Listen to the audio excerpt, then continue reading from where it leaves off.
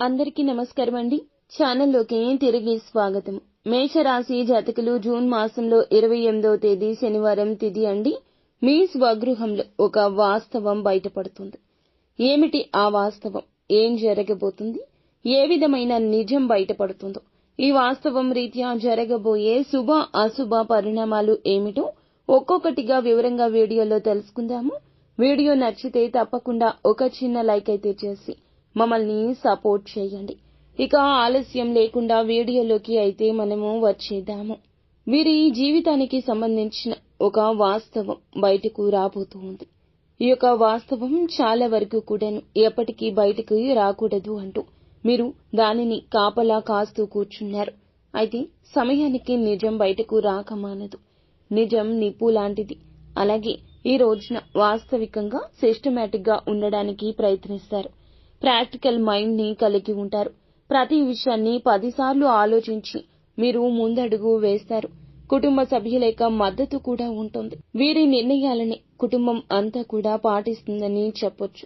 కానీ ఈ వాస్తవం బయటపడ్డాక కొన్ని రకాల మార్పులు వస్తాయి.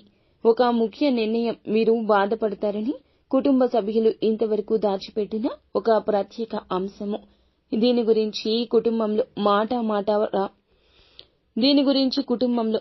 మాట వచ్చి వివాదం వస్తుంది. చిన్నపాటి తేలికపాటి చర్చతో మొదలవుతుంది. దీని కారణంగా కొన్ని రకాలైన మాటలు అనుకుంటూ ఉండగా వీరికైతే ఈ నిజం బయటపడుతుంది. కుటుంబ సభ్యులు వీరి యొక్క మేలు కోరి ఇప్పటి వరకు ఆ విషయాన్ని దాచారు. ఒక్కసారిగా ఆ విషయం తెలియగానే వీరికి పట్టరానంత కోపం వస్తుంది. వీరిని ఆపడం ఎవరి తరమూ కాదు. వీరికి ఉన్న ఆవేశం కారణంగా ఎక్కడ ఎటువంటి ఇబ్బందులు పడతారో అంటూ కుటుంబ సభ్యులు ఇంతవరకు ఆ వాస్తవాన్ని తెలియచేయనందుకు ఒకంత కుటుంబం పట్ల అసంతృప్తిని వ్యక్తం చేయడంతో పాటుగా వారితో ఘర్షణకు దిగుతారు. ఇటువంటి పరిస్థితుల్లో కుటుంబ సభ్యులు వీరిని సద్దుమణిగించడానికి ఆపడానికి యత్నిస్తారు. అయినప్పటికీ ఆవేశపూరితంగా కొన్ని మాటలను నోరు జారతారు. ఇక మాట పట్టింపులతో కొన్ని రకాలైన ఇబ్బందులు తెచ్చుకుంటారు.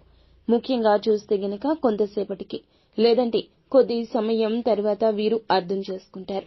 దీని కారణం చేత ఎందుకు ఇంతవరకు ఆ నిజాన్ని తెలియచేయలేదో, కుటుంబ సభ్యులు వీరికి ఎందుకు ఆ విషయాన్ని చెప్పలేదో అర్థం చేసుకుని పెద్ద మనసుతో క్షమిస్తారు. ఇక ఎటువంటి పరిస్థితుల్లోనూ ఎప్పుడూ కూడా ఇటువంటి పరిస్థితులు జరగకుండా ఉండేందుకు తగిన సూచనలు చేస్తారు. కుటుంబ సభ్యులు కూడా ఈ విషయం పట్ల ఇంతటితో విడిచిపెట్టే విధంగా సామరస్యంగా ముందుకు వెళ్తారు. ఈ రాశి వారికి సంబంధించి కుటుంబ సభ్యులే బలమని చెప్పొచ్చు. ముఖ్యంగా స్నేహితులు వీరి యొక్క బలహీనత. స్నేహితులకు కష్టంలో ఉన్నారంటే ఎట్టి పరిస్థితుల్లో ఎన్నిసార్లైనా వీరిని ఇబ్బంది పెట్టినా మరలా సాయం చేయడానికి ముందుకెళ్తారు. ఉద్యోగ వ్యాపార విషయంలో ఈ రోజైతే మేలు జరిగే సూచన ఉంది. ఆర్థిక అభివృద్ధిలోకి వెళ్తారు. జీవితంలో ఉన్నత స్థితికి వెళ్లడానికి చక్కటి ఫలితాలు ఈ రోజే గోచరిస్తున్నాయి. అధికారుల యొక్క ప్రశంసలు అందుకుంటారు. శుభకరమైన ఫలితాలు గోచర రీత్యా అన్నీ కూడా ఇప్పుడు అనుకూలంగా ఉంటాయి. నిత్యము శివారాధన చేసుకోండి.